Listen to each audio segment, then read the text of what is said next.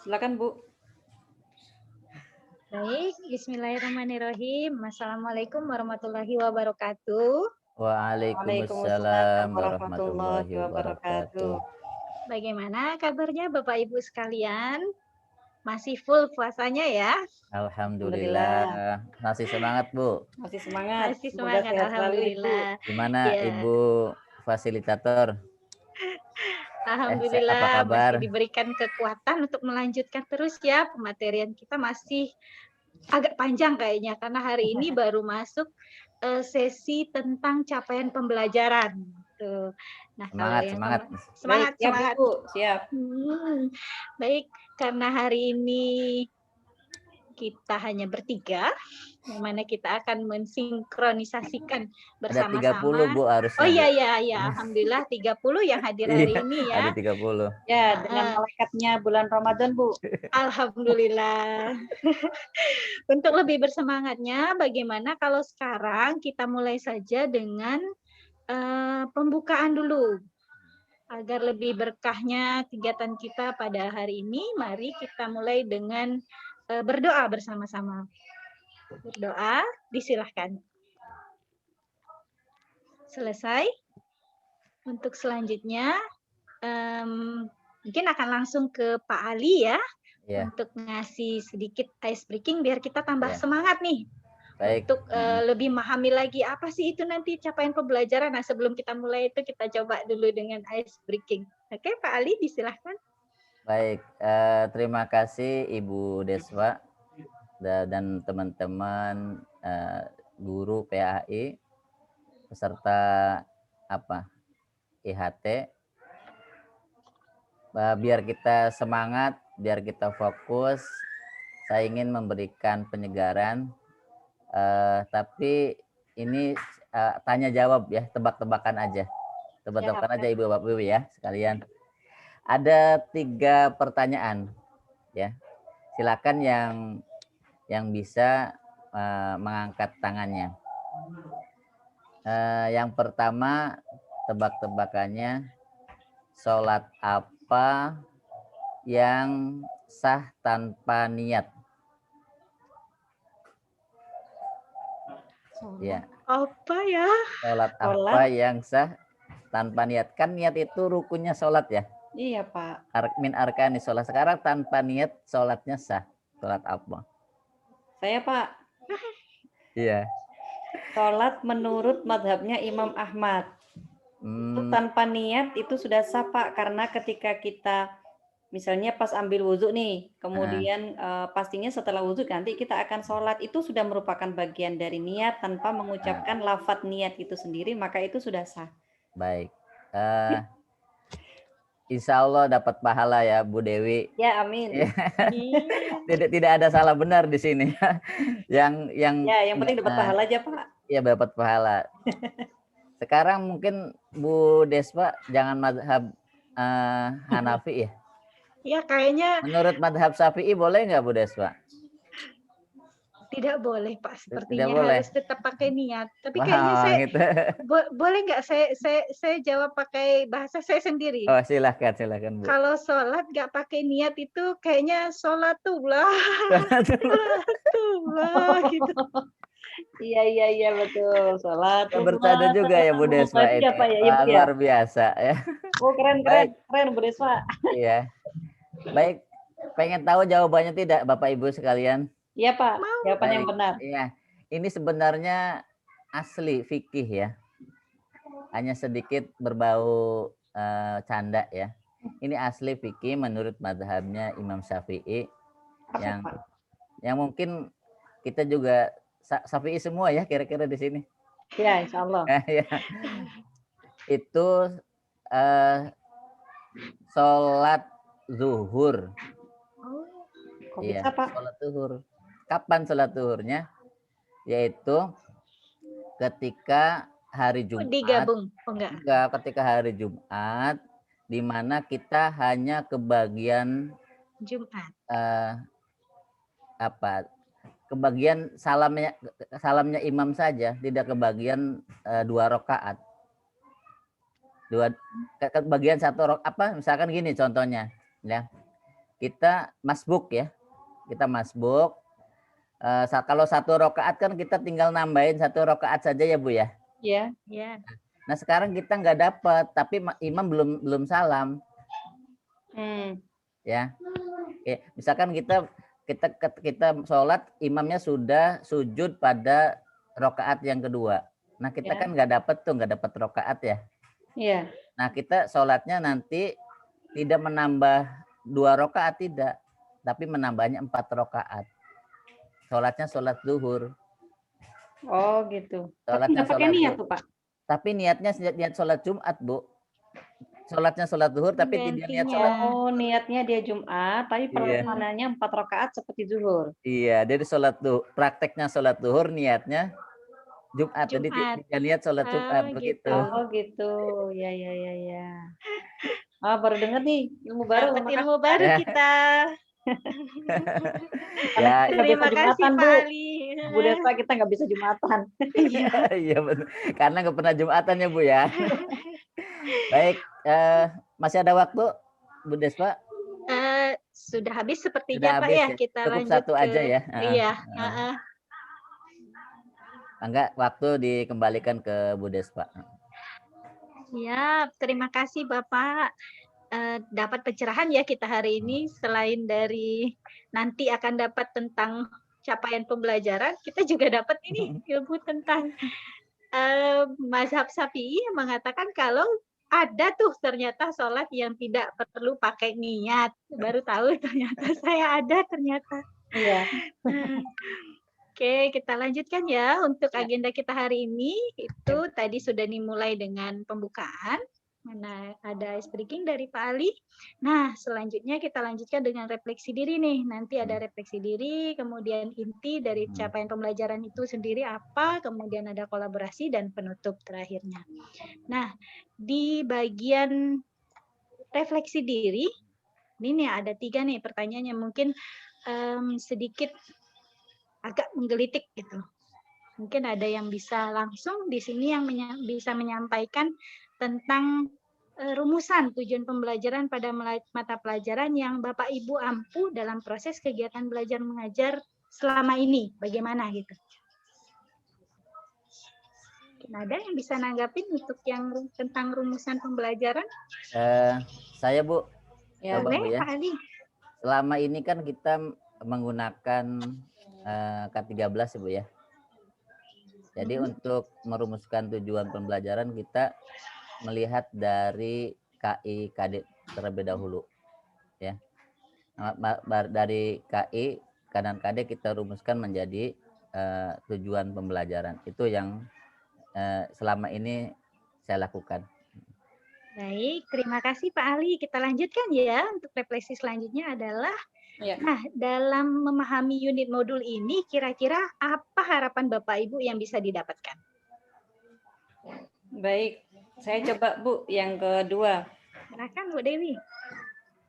Harapan kami karena kami selaku pelaksana di dunia pendidikan ini, nantinya kami juga akan mengajar dan berhadapan langsung dengan siswa. Maka setelah mempelajari materi ini, yang kami harapkan adalah kami bisa langsung menyusun capaian pembelajaran. Paling tidak kami mendapatkan pencerahan kalau kemarin kita masih menggunakan K13, di mana di situ ada KI dan KD, mempunyai masing-masing rumusan terpisah, tapi kemudian mungkin dalam kurikulum yang terbaru ini, di kurikulum sekolah penggerak, mungkin akan ada format yang berbeda terkait dengan penyusunan capaian pembelajaran. Itu yang kami harapkan, Ibu.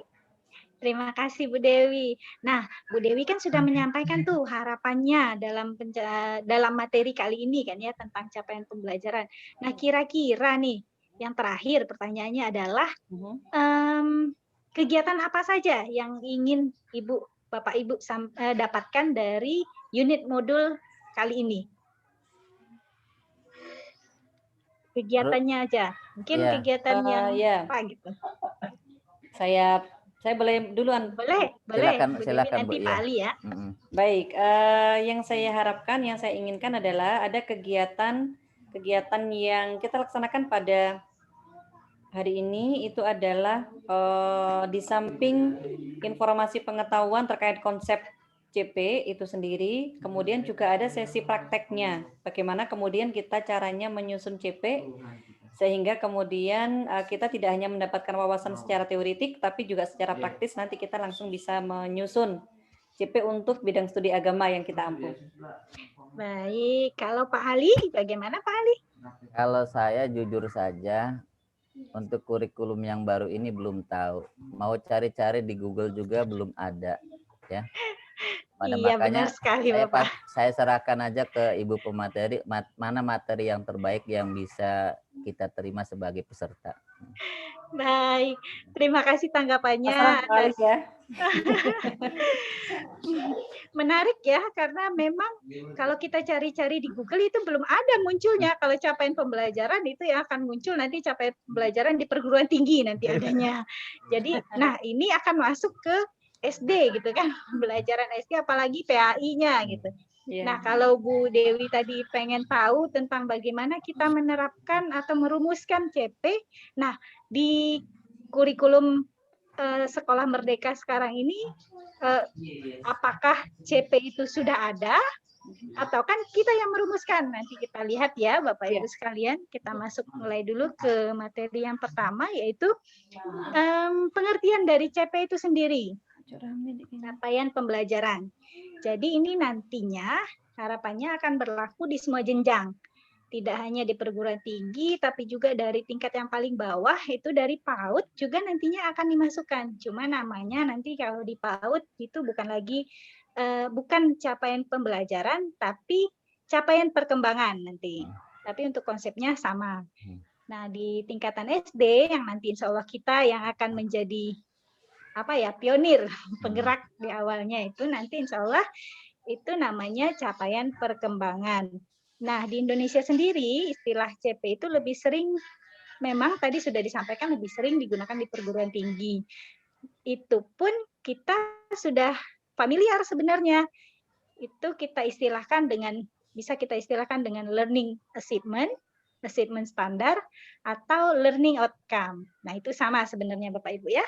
Jadi secara sederhananya CP bisa didefinisikan sebagai kompetensi pembelajaran seperti yang disampaikan oleh Pak Ali tadi, yang harus dicapai peserta didik pada setiap tahap perkembangan peserta didik untuk setiap mata pelajaran pada satuan pendidikan dasar dan pendidikan menengah. Capaian pembelajaran memuat sekumpulan kompetensi, tadi sudah disampaikan juga dari Pak Ali, dan lingkup materi yang disusun secara komprehensif dalam bentuk narasi. Nah, nanti ini yang akan jadi pembedanya nanti. Kalau dulu kan, kalau KI sama KD yang kita kenal itu kan bentuknya per poin ya Bapak ya? Iya, per poin.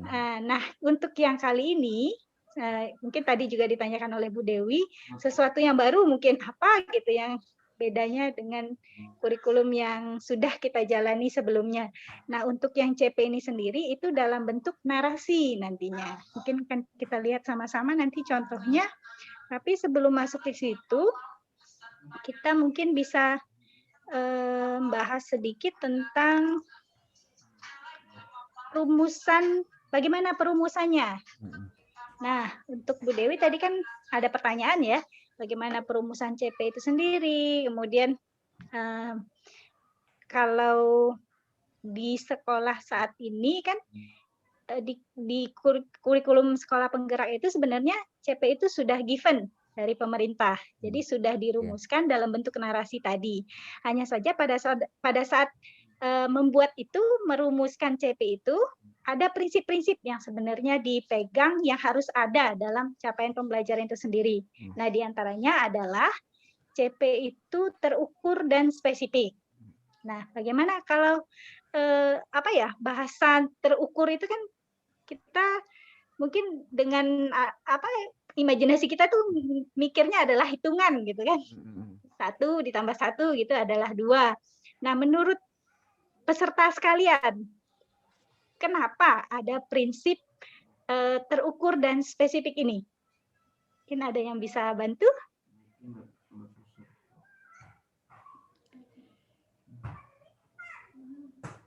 Mungkin Bu Dewi? Mbak, saya coba ya Bu.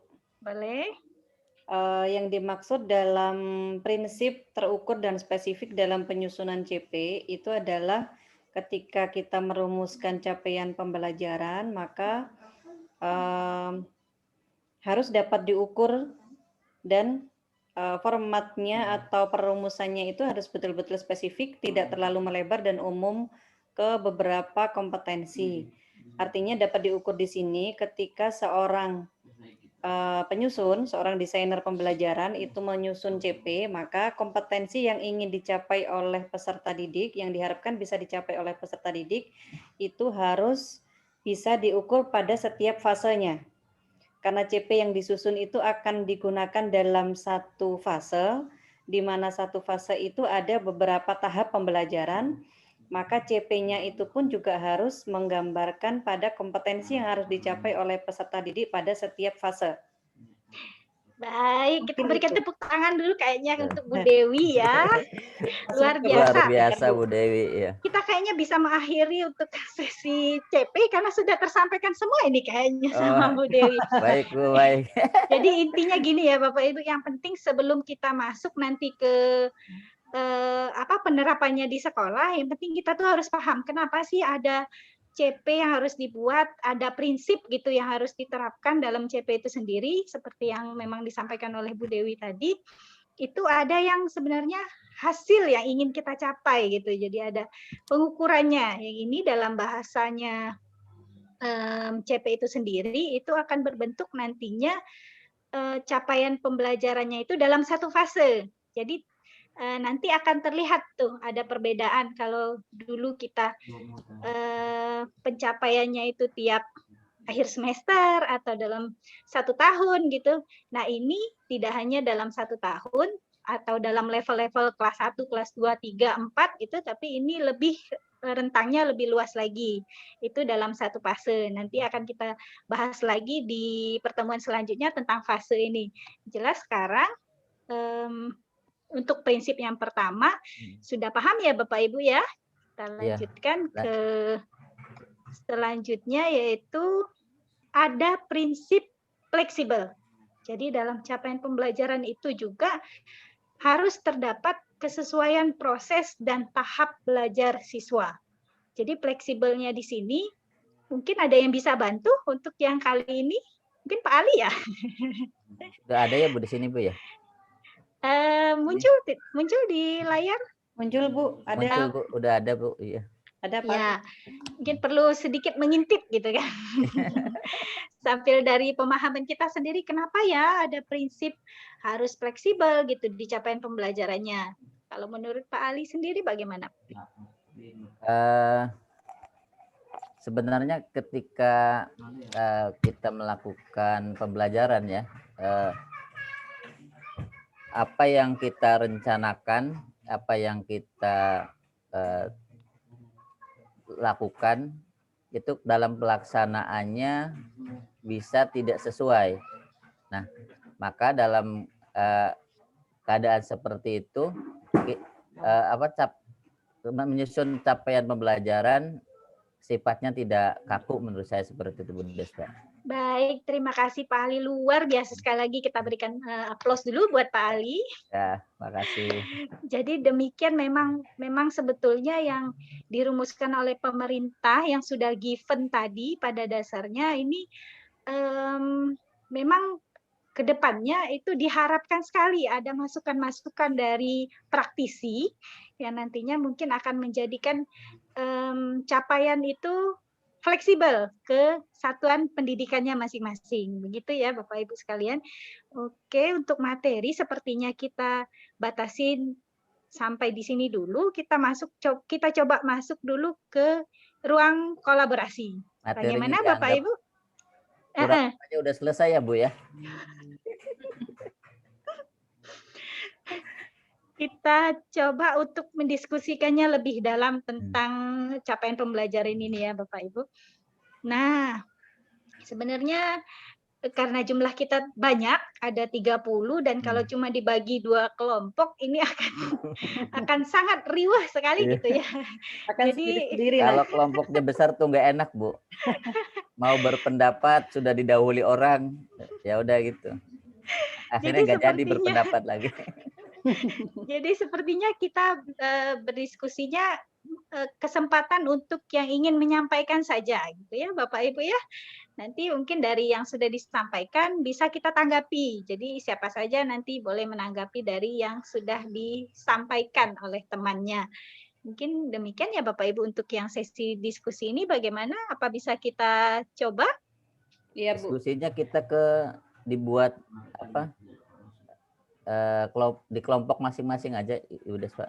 Oh iya, silakan kalau begitu saya akan buka room baru gitu ya. Jadi bisa berdiskusi di kelompok masing-masing. Untuk sesi diskusi ini akan saya coba bacakan sedikit tentang aturannya. Jadi selain dari pembagian kelompok yang seperti sebelumnya, jadi itu silahkan masing-masing kelompok untuk berdiskusi, membahas pertanyaan yang pertama, menurut Bapak Ibu, apa sih manfaatnya yang akan terjadi jika capaian pembelajaran dapat diterapkan di sekolah penggerak? Kemudian yang kedua, pertanyaannya, ceritakan sebuah perubahan dalam diri Bapak Ibu yang ingin dilakukan setelah materi tentang capaian pembelajaran. Demikian ya Bapak Ibu, nanti untuk pertanyaan-pertanyaan ini akan saya share di chat, jadi bisa langsung dieksekusi oleh kelompok masing-masing. Nah, untuk sekarang untuk Zoom ini mungkin saya rasa sebaiknya kita tutup dulu, kita masuk ke Zoom room masing-masing. Bagaimana Bapak Ibu? Ya, siap Bu. Siap Bu. Baik, sebelum saya tutup ada pertanyaan? Tidak ada Bu. Nanti kita akan kembali sekitar 10 menit ya dari berdiskusinya, dari ruang diskusi. Baik, saya tutup dulu untuk yang room utama ini dengan mengucapkan billahi taufiq wal hidayah. Wassalamualaikum warahmatullahi wabarakatuh. Nanti insya Allah akan dibuka lagi. Ya, waalaikumsalam warahmatullahi wabarakatuh. Terima kasih Bu.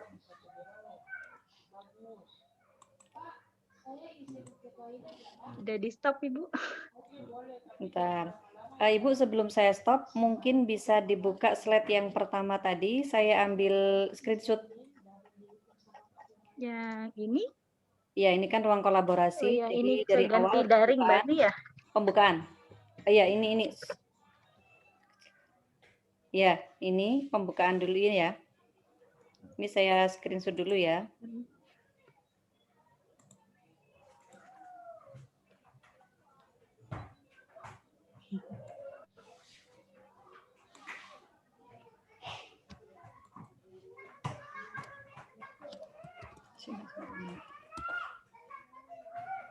Kemudian yang inti Bu, masuk inti. Inti. Masuk kegiatan inti. Ya, ini.